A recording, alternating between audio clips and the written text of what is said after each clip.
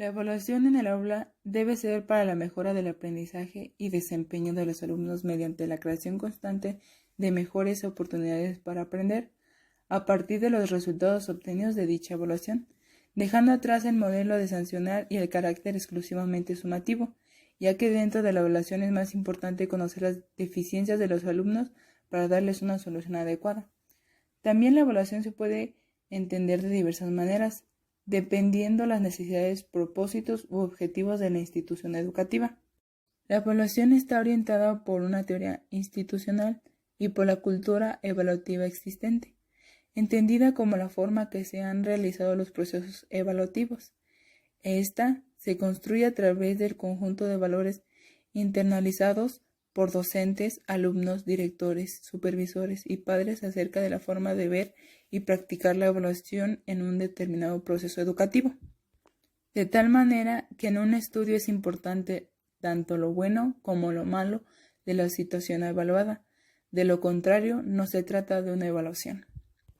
La evaluación comprende dos componentes, el estudio empírico y la delimitación de valores relevantes para los resultados del estudio, donde el evaluador debe hacer un esfuerzo por sintetizar los resultados y validarlos, y o refutar los valores implícitos o explícitos de la evaluación.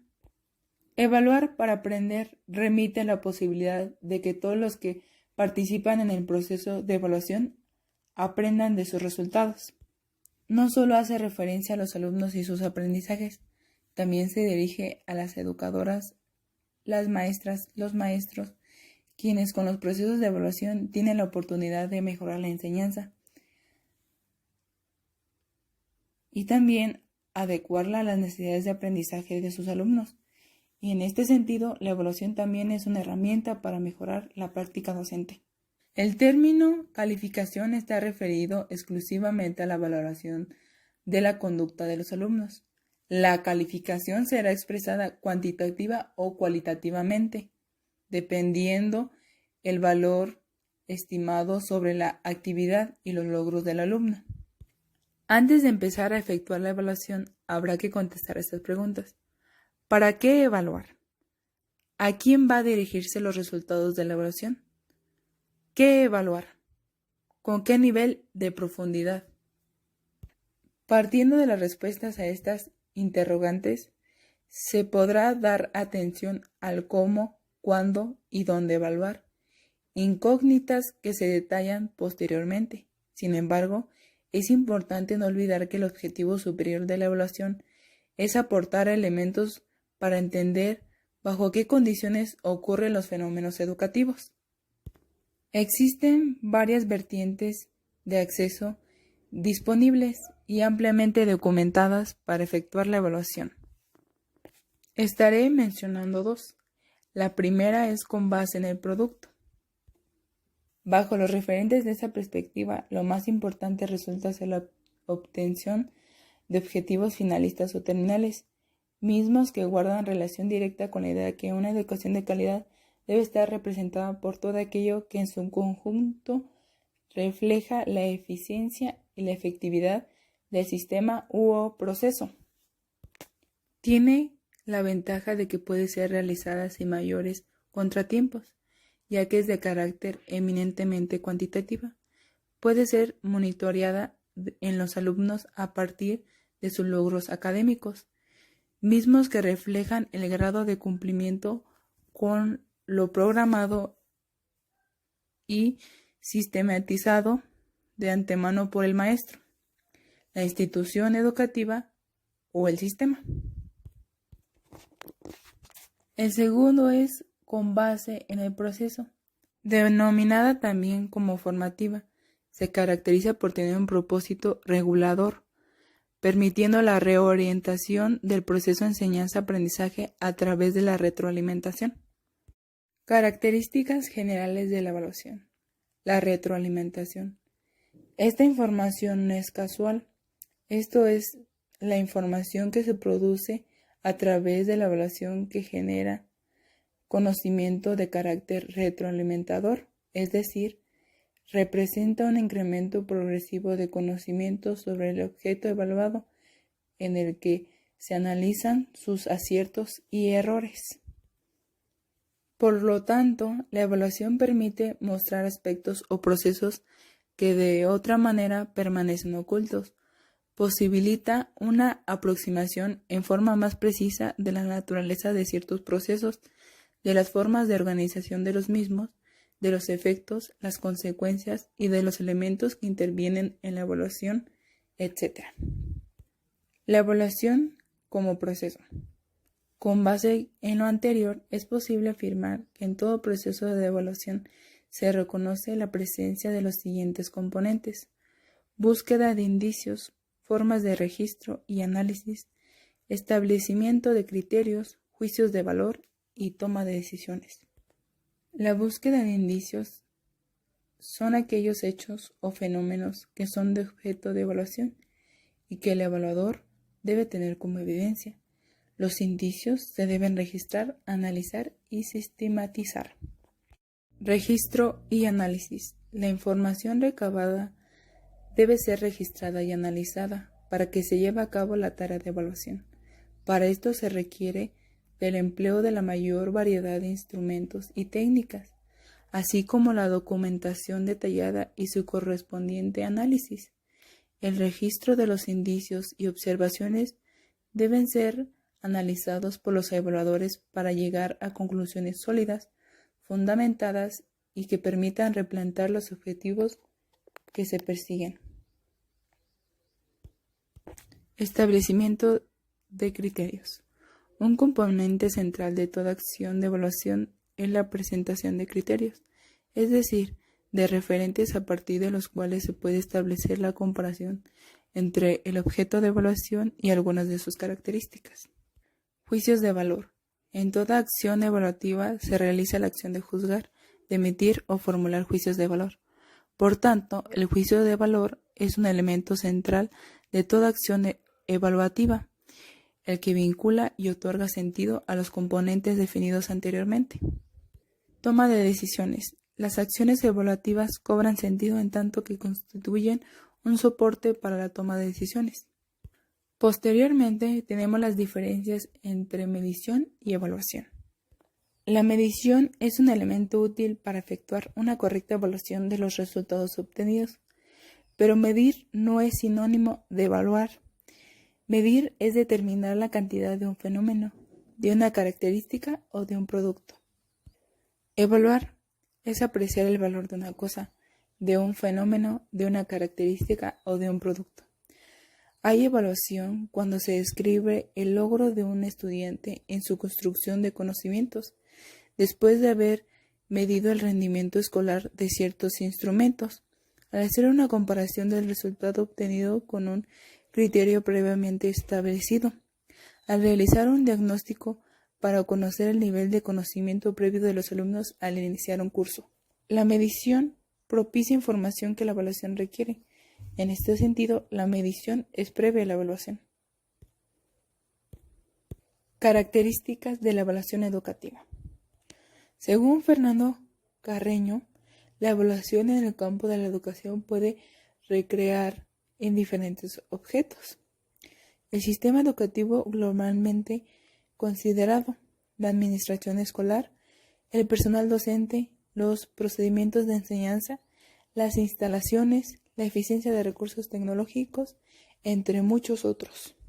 En función de estos objetos, es factible enjuiciar utilizando diversos criterios y valoraciones: la utilidad, el rendimiento, la eficiencia, la adecuación, la flexibilidad, la orientación, entre otros, los cuales nos abren una gran cantidad de aspectos educativos susceptibles de ser evaluados, con base en evidencias que aportan los instrumentos de medición.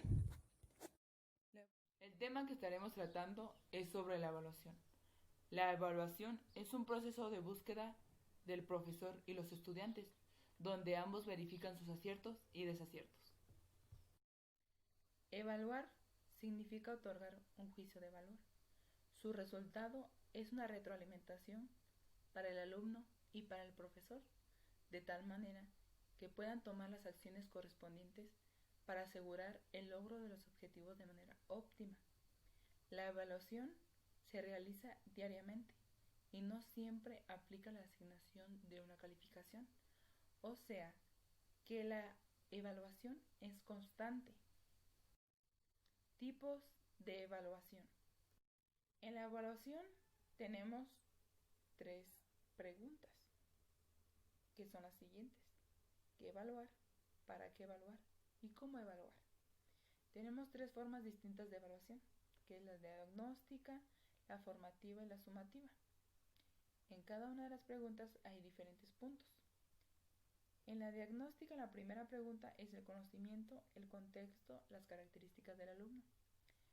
En la formativa, en la primera pregunta es el conocimiento, el programa, el método, el progreso, las dificultades y el proceso parcial. En la evaluación sumativa, en la primera pregunta es el conocimiento, el proceso global, el progreso y los productos.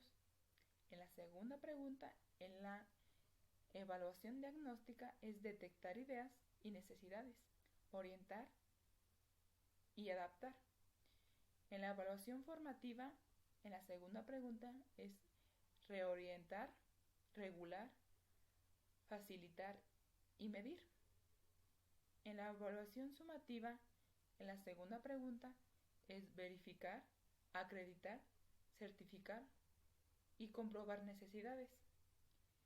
En la tercera pregunta, en la evaluación diagnóstica, es el historial, las pruebas y la entrevista. En la evaluación formativa, en la tercera pregunta, es la observación, pruebas, autoevaluación y entrevistas.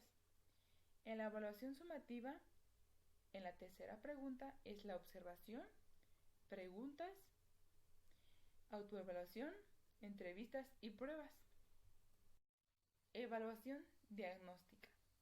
Es un dispositivo de aprendizaje donde a través de instrumentos que reflejan lo más fielmente posible la situación inicial, es posible obtener información del proceso de aprendizaje y a partir de ello mejorarlo. Esta evaluación se produce al inicio del semestre o del proceso. La evaluación diagnóstica tiene como función orientarte para adecuar tus clases a cada curso o a cada alumno y está focalizada en el alumno, es decir, al realizar un test o una actividad diagnóstica, lo que debe interesarte es la información que puedas obtener de él o de ella. Contenidos que puedes preguntar en la evaluación diagnóstica. En este aspecto, tú puedes preguntar lo que tú quieras. No hay límites. Solamente debes tener muy claro qué es lo que quieres preguntar o qué quieres obtener en la prueba o en la evaluación diagnóstica. Dentro de la evaluación diagnóstica tenemos la evaluación de contenidos. Se trata de aquellos conceptos que a tu juicio deben estar claros por los integrantes del curso, porque son la base de un nuevo conocimiento.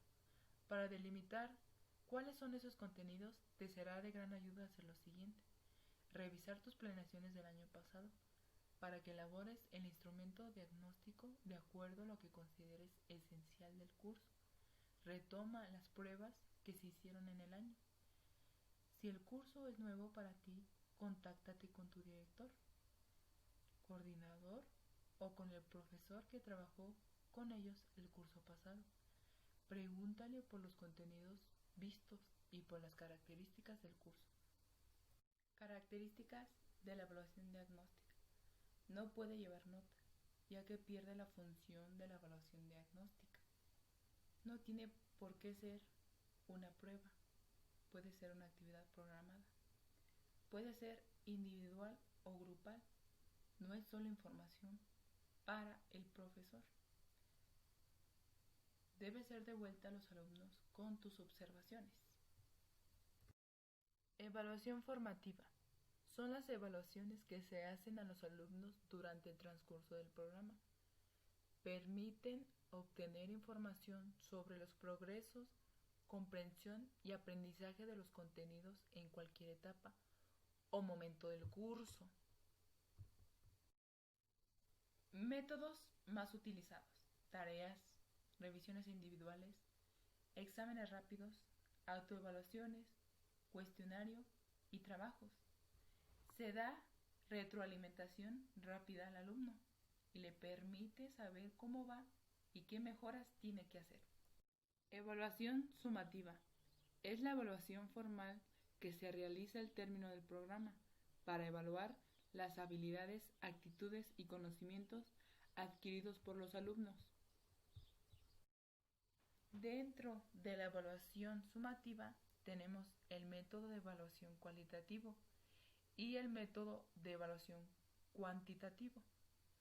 En el primer método se enfoca más en los aspectos y en los procesos. Y en el segundo, nada más fija una numeración sobre los conocimientos del alumno. Instrumentos de evaluación.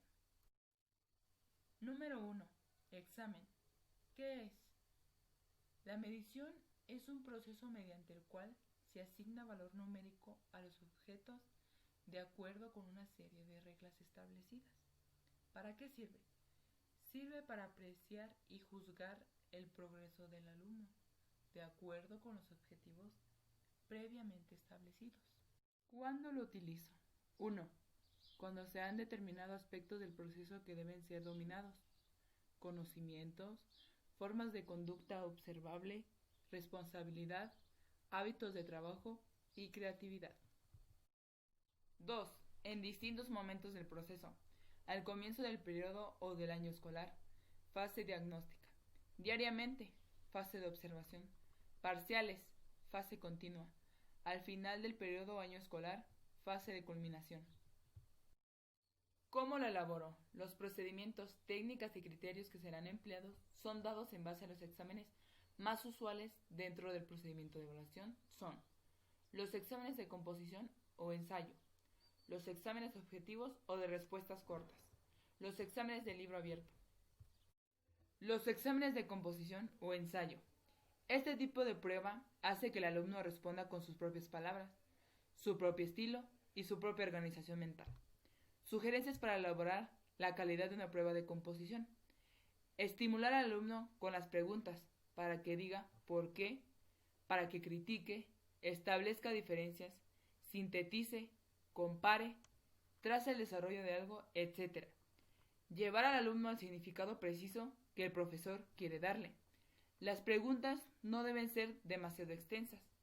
Calcular el tiempo que tardará el alumno promedio en responder cada pregunta. Ventajas. Es un instrumento para comprobar cómo organiza el alumno los conocimientos asimilados, cómo los expresa y dispone. Permite descubrir cuáles son los hábitos de trabajo del alumno. Permite apreciar la capacidad para emitir juicios críticos y para apreciar valores. Permite apreciar el estilo, ortografía y la construcción gramatical. Permite apreciar la originalidad del pensamiento. El alumno puede revelar su expresión personal con más libertad. Otorga un sentido de seguridad. Reduce al mínimo la interferencia y favoritismo del profesor. Permite hacer comparaciones en muchos aspectos del aprendizaje. Algunas desventajas son que son difíciles de calificar, no pueden ser sometidas a procesamientos estadísticos y permiten que el profesor ponga en juego elementos subjetivos al calificar.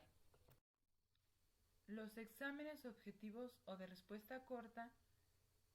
Estas pruebas se llaman objetivas porque intentan eliminar la subjetividad del profesor al analizar, procesar y calificar la prueba.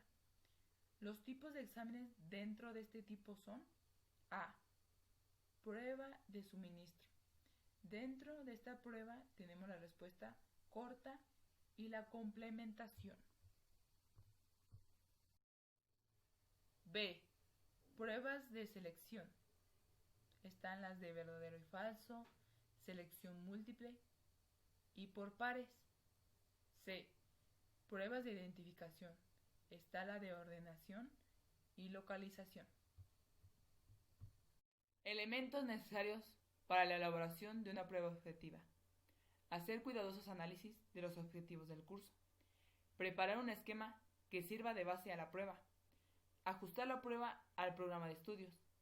Abarcar la mayor extensión de la materia vista, asignando mayor importancia a los aspectos más significativos. Seleccionar los objetivos que serán medidos. Elaborar un número suficiente de reactivos. Revisar la redacción de los reactivos. Dar instrucciones claras y precisas. Prueba de suministro o preguntas directas. Respuesta corta. Los ejercicios de esta prueba se presentan, por lo general, en forma de pregunta directa. El estudiante solo debe dar una respuesta simple, una palabra, un número u un nombre, etc. Sugerencias. Redactar preguntas cortas y concisas y con lenguaje sencillo. Pedir una respuesta por cada pregunta. Espacio uniforme para cada respuesta, para no dar indicio de la misma. El número de preguntas de este tipo no debe ser excesivo. Ventajas. El alumno no puede adivinar la respuesta. El alumno evidencia conocimientos claros y precisos. La desventaja es que no pone en juego otros procesos mentales, que no sea el de retención y memorización, o sea, que es como un examen común. Pruebas de complementación. Consiste en una serie de oraciones o frases donde faltan ciertas palabras que expresan conceptos. La omisión puede ser al principio, en medio o al final. Para completar la frase u oración, el alumno debe incorporar la palabra que falta. Es una prueba que mide, fundamentalmente, la memorización. Sugerencias. Los espacios deben tener aproximadamente la misma extensión. Evitar frases ambiguas. La respuesta no debe ser doble para cada espacio en blanco. El número recomendable es de 10 frases incompletas. Redactar frases no muy largas. Evitar poner artículos antes del espacio en blanco. Ventaja. Reduce al mínimo la posibilidad que el alumno adivine la respuesta. Desventaja. Su uso exagerado puede conducir al alumno a una memorización excesiva. Pruebas de selección. Verdadero y falso. Consiste en una serie de alternativas en las que el alumno debe contestar si una oración, palabra, número, etc. es verdadero o falso, de acuerdo con las indicaciones dadas. Sugerencias. Redactar oraciones cortas, concretas y con claridad. Colocar los reactivos al azar. No expresar en forma negativa los reactivos. No excederse en el número de reactivos.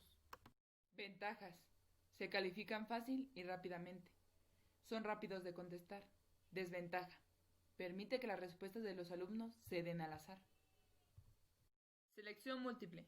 Consiste en una pregunta básica, seguida de 3, 4 o 5 opciones. Sugerencias. El significado de la opción debe presentar un problema definido. Los reactivos deben ser los más explícitos posibles. No usar oraciones negativas. Cada reactivo debe tener una sola respuesta válida y debe ser tan clara que no permita dudar al estudiante. Ventajas. Se busca que el alumno ejercite funciones de reconocimiento y raciocinio. Sirve para indagar acerca de la memoria de reconocimiento y se usa para medir la capacidad de relacionar. Se califica fácil y rápidamente. Desventaja. Su elaboración es difícil si se desea lograr una prueba válida y confiable. Por pares o relación de columnas. Es llamada también prueba de correspondencia. Consiste en una serie de hechos, acontecimientos o definiciones confrontados unos con otros, que tengan relación entre sí. Sugerencias. Usar los contenidos de un solo tema en cada uno de los ejercicios. El número de opciones para la respuesta siempre debe ser mayor al número de premisas. Colocar las respuestas al azar. Redactar premisas cortas, concretas y con claridad. Ventajas. Mide la capacidad del alumno para establecer relaciones entre dos o más hechos significativos y distintos. Permite apreciar el poder discriminativo del alumno y su capacidad para establecer relaciones. Desventaja. No permite explorar la capacidad de raciocinio del alumno. Pruebas de identificación. Ordenación. También llamadas de ordenamiento. Consiste en presentar una serie de hechos, fenómenos o partes de un todo en forma desordenada. El alumno deberá ordenarlos según las instrucciones. Sugerencias. Seleccionar aquellos aspectos que se puedan enumerar u ordenar con cierto criterio lógico. Si se usa un gráfico, este debe ser bien claro y con las partes a enumerar u ordenar bien definidas. Ventajas.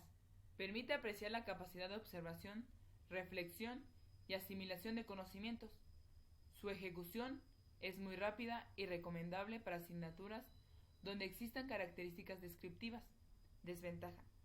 Su uso excesivo no permite la evaluación de otras habilidades. Localización o identificación. Consiste en presentar dibujos, gráficos o fotografías para que el alumno identifique o localice las partes componentes de la ilustración. Sugerencias. Seleccionar aquellos aspectos de la materia que más se presten para este tipo de exploración. Dibujar el objeto en un lado de la hoja en que se realizará la prueba, numerando las partes que la componen.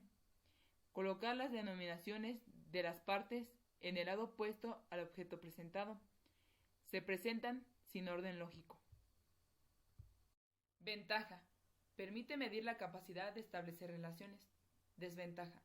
El alumno puede dar respuestas correctas por azar. Los exámenes de libro abierto. Este tipo de prueba permite al alumno consultar libros, notas, cuadernos, apuntes o cualquier material escrito, con el fin de responder una pregunta o analizar un tema. Ventajas. Ayuda a desarrollar el pensamiento crítico y creador del estudiante. Hace al estudiante creativo, experimental, imaginativo, capaz de comprobar resultados en situaciones hipotéticas y evaluador de posibles cursos de acción. Desventaja. La dificultad de calificar. 2. Trabajo en equipo. ¿Qué es?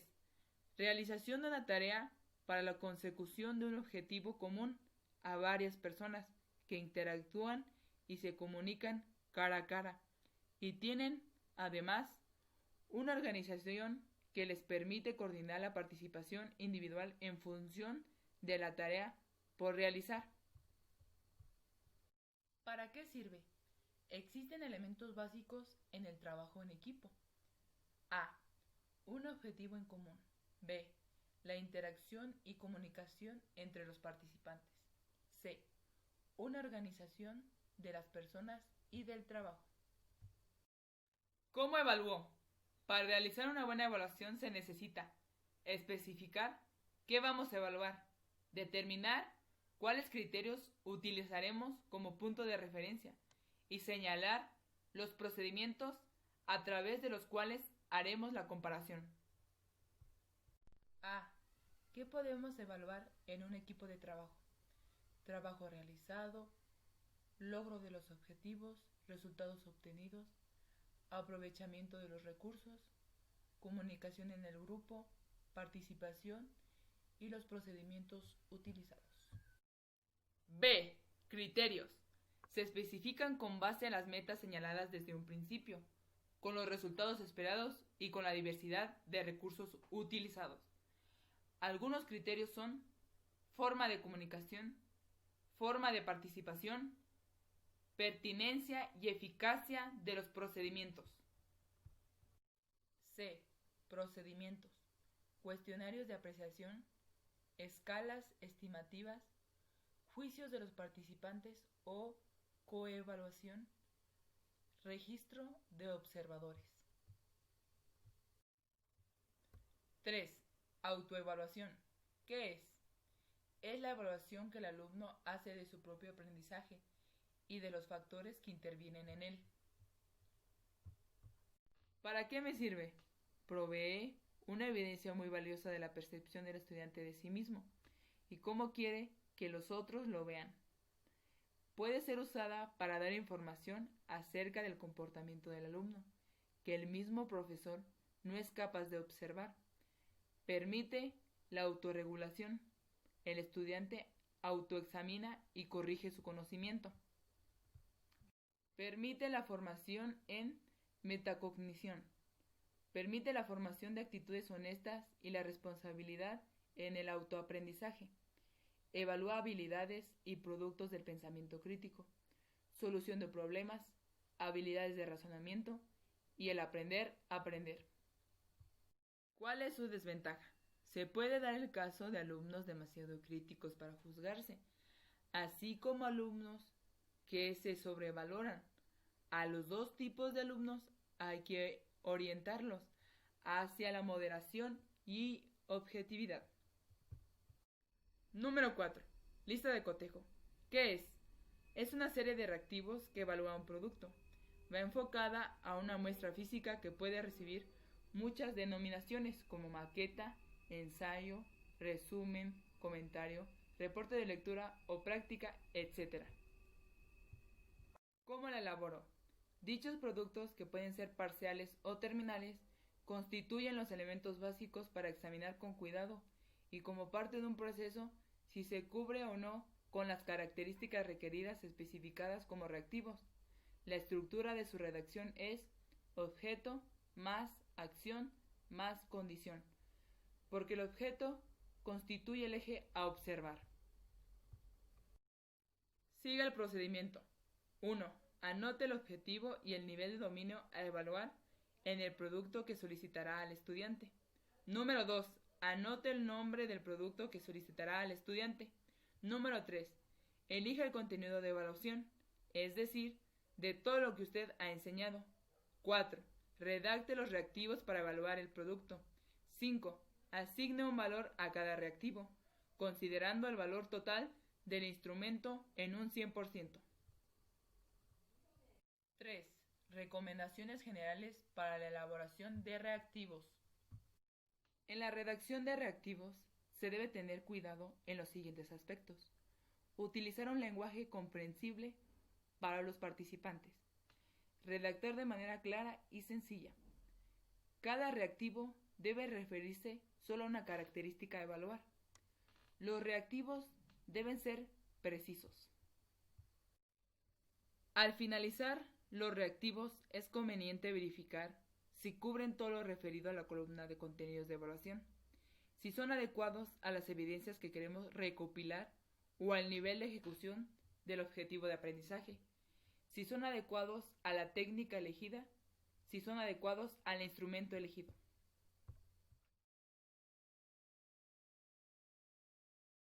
Evaluación de las situaciones. Características generales de las competencias. La competencia hace referencia a la capacidad o conjunto de capacidades que se consiguen por la movilización combinada e interrelacionada de conocimientos, habilidades, actitudes, valores, motivaciones y destrezas, además de ciertas disposiciones para aprender y saber. Características. Número 1. Aprendizajes mayores o comprensivos, resultado de la totalidad de experiencias educativas, formales e informales. Número 2. Capacidades generales que la persona desarrolla gradualmente y acumulativamente a lo largo del proceso educativo. Número 3. Características generales que la persona manifiesta en multiplicidad de situaciones y escenarios. Número 4. Características que una comunidad estima como cualidades valiosas del ser humano. Número 5. Poder o capacidad para llevar a cabo multiplicidad de tareas en una forma que es considerada como eficiente o apropiada. Competencias genéricas. Número 1. El manejo de información. Número 2. El trabajo en equipos. Número 3. La capacidad comunicativa. Número 4. La solución de problemas. Número 5. La toma de decisiones. Número 6. La formación de una visión científica y tecnológica del mundo. Criterios básicos para evaluar competencias. Maldonado García sugiere 6 criterios básicos para evaluar competencias. Número 1. Un docente que no demuestre poseer la competencia objeto de evaluación no está en condiciones de evaluar tal competencia. Número 2. Los instrumentos de evaluación deben contemplar la diversidad de opciones teórico-prácticas que permitan evidenciar la adquisición de competencias. Número 3. La evaluación de competencias debe ser acordada previamente entre docentes y alumnos. Número 4. La evaluación se refiere a un estándar o a un punto de referencia que debe ser alcanzado por los estudiantes. Número 5. Los juicios del docente evaluador son el resultado de un análisis riguroso de las evidencias o de los criterios de evaluación. Número 6. La evaluación es el resultado de un diseño previo por parte de profesores expertos en el área para la evaluación de las competencias centradas en los aprendizajes. Es posible dividirlas en 3 niveles: conocimientos, procedimientos y actitudes. Situaciones, problema y evaluación de las competencias. La evaluación de competencias se divide en 3 partes.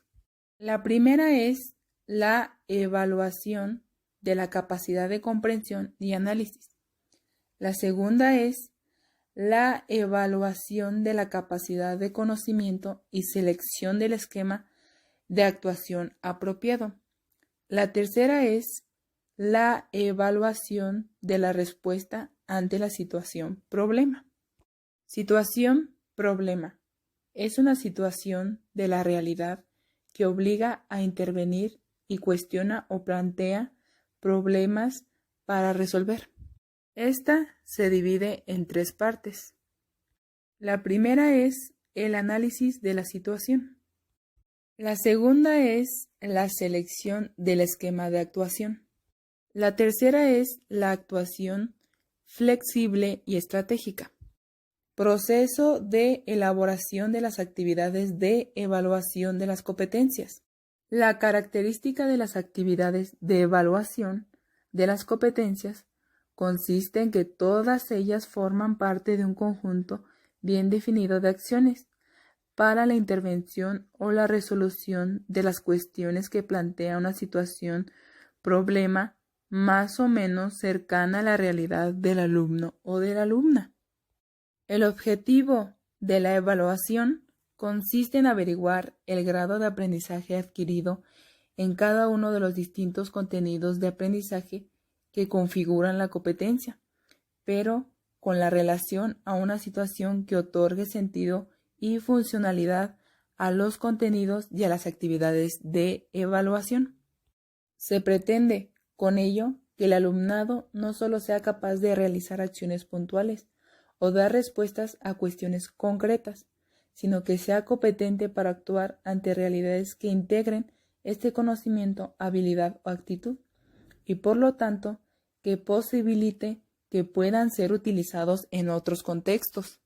En este punto aparecerán las actividades de evaluación, que consistirán en la realización de diferentes tareas que permitan conocer el grado de dominio de sus distintos componentes y a través de ellos de la propia competencia. Cada una de las actividades que debe realizar el alumno se corresponderá con los indicadores de logro de la pertinente competencia específica. Los distintos elementos que configuran el proceso de identificación de la situación problema y de las correspondientes actividades de evaluación es el siguiente. Número 1. Cada competencia específica es una concreción y derivación de un objetivo de orden superior que le da sentido educativo, es decir, de una competencia general. Número 2. Para cada competencia específica se han de definir uno o varios indicadores de logro que permitan poner de manifiesto el grado y modo en que los alumnos realizan el aprendizaje de los distintos componentes de la competencia. Número 3. Para realizar la evaluación del aprendizaje de competencias, debe crearse una. Número 4. La situación problema que permita reflejar a la vez la competencia específica y la competencia general. Número 5. Debemos elaborar actividades cuya resolución permita obtener información sobre el conocimiento o dominio expresado por el indicador de logro de la competencia y que al mismo tiempo sean los medios para resolver las cuestiones planteadas por la situación problema. Número 6. Cada actividad de evaluación puede servir para uno o más indicadores de logro. Evaluación de las competencias en función de las características diferenciales de sus componentes. Hay indicadores que muestran el conocimiento o dominio de uno o más de los componentes factuales, conceptuales, procedimentales o actitudinales de la competencia. Cuando se quiere averiguar el grado de conocimiento que un alumno o alumna tiene sobre los contenidos factuales, la pregunta es simple, sea oral o escrita, es una estrategia apropiada, ya que la respuesta dada permite identificar con rigor el tipo de ayuda pedagógica que sea adecuada para el alumno, para que mejore el conocimiento adquirido. En cuanto a los medios para conocer el grado de aprendizaje de los contenidos conceptuales, la reproducción de sus definiciones no permite reconocer con facilidad si estos han sido comprendidos y, sobre todo, si el alumno es capaz de aplicarlos en distintos contextos. Las actividades más apropiadas para poder conocer el grado de aprendizaje de los contenidos conceptuales consisten en la resolución de conflictos o problemas a partir del uso de los conceptos. Respecto a los procedimientos, la prueba escrita es muy limitada, ya que únicamente refleja el dominio de los procedimientos de papel y lápiz, como es el caso del cálculo, la escritura o el dibujo, entre otros. Para todos los demás procedimientos, como la expresión oral, el trabajo en equipo, la observación, etc., se deberán buscar otras fórmulas relacionadas con el uso de los procedimientos. Por último, la prueba escrita es totalmente inútil cuando se trata de evaluar las actitudes, puesto que la única forma para poderlas conocer es situar al alumno frente a las situaciones conflictivas, sabiendo que no está siendo observado. Mi nombre es Sharon Abril Aguilar Barrera. Soy alumna del Instituto Michoacano de Ciencias de la Educación y estoy cursando la materia de Evaluación Educativa 1 con el maestro Gabriel García Contreras. En este video les hablaré sobre la guía para la elaboración de programas de asignatura. 1. Aspectos generales. La reforma curricular se ha convertido en un proceso que en su evolución ha ido generando una serie de acciones que de manera secuenciada van propiciando que los resultados de una sirvan para la consecución de la siguiente. Así, los resultados obtenidos en la definición del perfil profesional han proporcionado la información básica para acceder a la etapa del diseño del currículo, y esta a su vez ha de servir como fuente de información y toma de decisiones para la fase de elaboración de los programas de estudio. Número 2. El papel del docente universitario en la elaboración de los programas de estudio. A. El rol del docente universitario. Hoy la demanda de la sociedad y del nuevo modelo académico de la universidad exige un docente con sentido crítico con respecto a sí mismo, a los contenidos culturales y al contexto social, que sea objetivo, democrático y con vocación de servicio, tienda al trabajo cooperativo y se comprometa con la institución y sus alumnos, que se sienta parte viva de la comunidad en que actúa, que se esfuerce por alcanzar una conducta racional, científica, con preferencia por el orden y la sistematización, y que por sobre todo sea muy creativo para poner su formación y experiencia al servicio de la institución y de los estudiantes que educa.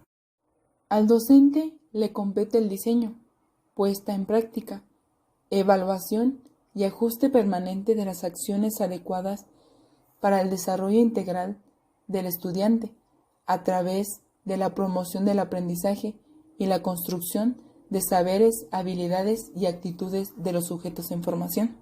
Este rol requiere de profesionales que con su formación científica y pedagógica asuman una actitud de compromiso social e institucional para ser capaces de elaborar líneas de intervención que surjan de interpretar realidades, definir problemas, actuar dentro de márgenes que no sean absolutos y ante situaciones específicas, únicas e irrepetibles. B. La concepción de enseñanza y aprendizaje en los programas de estudio. Son conceptos que se vinculan permanentemente en lo que se ha llamado tríada pedagógica, integrada por un maestro que enseña, un grupo de alumnos que aprende y los saberes o contenidos que deben ser enseñados y aprendidos a través de un programa de estudios. En el ámbito educativo, el alumno se pone en contacto por medio de sus maestros con la parcela de la cultura que constituye el currículo escolar y simultáneamente aprende modelos para realizar esa aproximación. El rol del maestro será entonces el de agente mediador entre el estudiante y los conocimientos en un proceso de construcción de significados. Esta construcción es una tarea que involucra activamente al estudiante. El alcance de la construcción depende, en buena parte, de la calidad de las formas de interacción educativa que se realice entre maestros y alumnos, alumnos entre sí, alumnos y contenidos. De acuerdo con este planteamiento, la enseñanza a cargo del docente ha de constituir una ayuda insustituible en cuanto permite establecer las condiciones para que los aprendizajes que realicen los alumnos sean tan significativos como fuera posible. Aprender significativamente implica que el alumno pueda atribuir significado al objeto de aprendizaje. En este sentido, es fundamental que el docente trabaje sobre los conocimientos previos, las ideas y las experiencias que traen los alumnos, ya que la posibilidad de aprender depende directamente de la calidad y cantidad de los aprendizajes previos realizados y de las conexiones que pudieron establecer acerca de estos conocimientos y los nuevos contenidos a aprender. Un aprendizaje realizado de esta manera asegura la funcionalidad de lo aprendido, entendiendo que un aprendizaje es funcional cuando puede ser aplicado efectivamente en una situación concreta para resolver un problema determinado. Considerar desde la perspectiva de la enseñanza este concepto de aprendizaje implica que el docente, en la elaboración o construcción de los programas de estudio, adopte un criterio de selección de contenidos y recursos, un modelo de organización programática, así como alternativas de intervención pedagógica y criterios de seguimiento y evaluación de los aprendizajes del estudiante. 3. Función de los programas de estudio. Los programas de estudio cumplen las siguientes funciones. A. Seleccionar entre la gran cantidad de conocimientos de una asignatura específica aquello que ha probado ser necesario para su aprendizaje. B. Facilitar la enseñanza y el aprendizaje, señalando las actividades, métodos, recursos y material adecuado para lograrlo del modo más eficaz. C. Proporcionar al estudiante un cierto grado de autonomía en el estudio y garantizar su posibilidad o libertad de aprender. D. Permitir una evaluación más justa del aprendizaje del alumno. E. Orientar la enseñanza con objetivos semejantes para todos los alumnos. 4. Función cognoscitiva de los programas de estudio. Inciso A. Desarrollo de las potencialidades de los estudiantes y maestros. A los alumnos se convertirán en responsables de su propio aprendizaje, desarrollando las habilidades de buscar, seleccionar, analizar y evaluar la información, asumiendo un papel más activo en la construcción de su propio conocimiento. Asuma un papel participativo y colaborativo en su proceso formativo a través de las actividades que le permitan exponer e intercambiar ideas, aportaciones, opiniones y experiencias con sus compañeros, convirtiendo así la vida del aula en un foro de reflexión y contraste crítico de pareceres y opiniones. Ponerlo en contacto con su entorno para intervenir social y profesionalmente en él a través de actividades como trabajar en proyectos, estudiar casos y proponer soluciones a problemas. A los docentes, planear y diseñar las experiencias y actividades necesarias para la adquisición de aprendizajes previstos, así como definir los espacios y recursos adecuados para su logro. Facilitar, guiar, motivar y ayudar a los estudiantes durante su proceso de aprendizaje y conducir permanentemente el curso hacia los objetivos propuestos. Inciso B. Desarrollo de los valores, actitudes y habilidades. Los nuevos programas de estudio han de contemplar y desarrollar aquellos valores y actitudes tales como honestidad, responsabilidad, conciencia clara de las necesidades de la región y del país, visión del entorno internacional, compromiso de actuar como agente de cambio, respeto por la naturaleza, habilidades. Los programas de estudio han de contemplar algunas habilidades como aprendizaje por cuenta propia, capacidad de análisis y síntesis, pensamiento crítico, creatividad, innovación, identificación y resolución de problemas. Asimismo, los programas de estudio, mediante la incorporación de valores, actitudes y habilidades, han de posibilitar en el estudiante el desarrollo de la capacidad de desempeñar y aprender colaborativamente a través de trabajo en equipo, capacidad para tomar decisiones, desarrollo de la capacidad emprendedora, desarrollo del liderazgo. 5. Elementos básicos de los programas de estudio. Datos generales, datos referenciales, descripción general de la asignatura, intención educativa, objetivos del curso, contenidos, estrategias de enseñanza-aprendizaje, estrategias de evaluación, bibliografía, comisión elaborada. 6. Descripción de los elementos básicos. Inciso A. Datos generales de la asignatura. Los elementos que deben tenerse en cuenta en los datos generales del programa son los siguientes: nombre de la institución, nombre de la facultad, nombre de la asignatura. Inciso B. Datos referenciales. Son aquellos que sirven de orientación normativa circular, siendo los siguientes: núcleo de formación al que pertenece, periodo de ubicación dentro del mapa curricular, clave de la asignatura, créditos, carga horaria, materias antecedentes y consecuentes. Inciso C. Descripción general de la asignatura. Tiene por objeto contextualizar a la asignatura en el marco del plan de estudios, debiendo plantearse aspectos como el por qué se imparte la asignatura y a qué necesidades responde, papel que juega la asignatura dentro del plan de estudios, relación que tiene con otras asignaturas, características generales de la asignatura, entre otras cuestiones. Inciso D. Intención educativa. Este elemento tiene como finalidad el establecer qué tipo de sujeto se desea formar, debiéndose señalar aquellos valores, actitudes y habilidades que habrá de adquirir o desarrollar el estudiante para lograr el perfil profesional definido para la carrera. Inciso E. Objetivos generales del curso. Estos objetivos se expresan en acciones, las intenciones educativas a desarrollar en los estudiantes, así como el programa analítico del curso. Expresan también lo que se espera lograr del proceso de enseñanza y cómo lograrlo.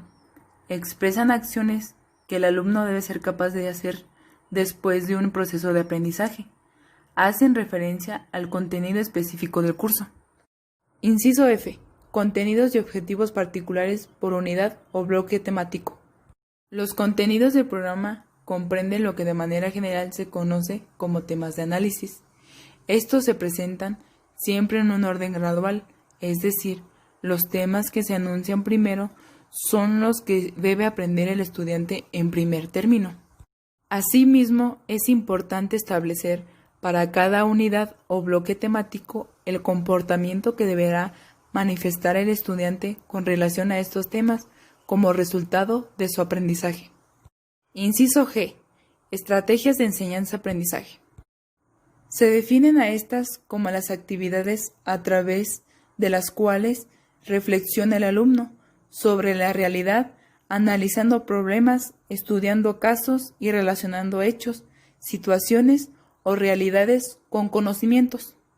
Inciso H. Estrategias de evaluación. Se define a estas como aquellas acciones que tienen por objeto valorar de manera efectiva tanto la adquisición de conocimientos como el fortalecimiento de actitudes, valores y habilidades. También proporciona una retroalimentación efectiva al alumno y al docente. Inciso I. Bibliografía. Esta se constituye en el referente sobre el cual los temas objeto que comprenden el programa pueden ser identificados de manera inmediata para su análisis por parte de los estudiantes y sobre la cual el docente ha de apoyarse para desarrollar en gran parte su programa.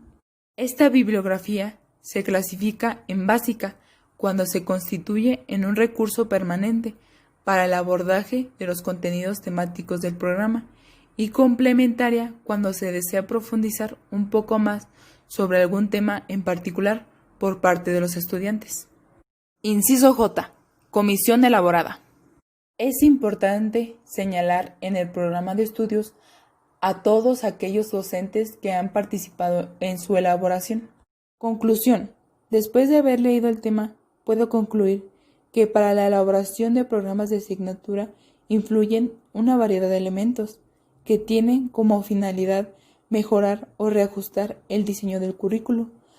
Pero lo que más resalta de todo esto es el papel del maestro como un mediador entre el alumno y el contenido, así como también que el alumno deja de ser un simple oyente y pasa a ser una persona crítica, capaz, con habilidades, conocimientos y actitudes y valores que pueden llevar a la práctica.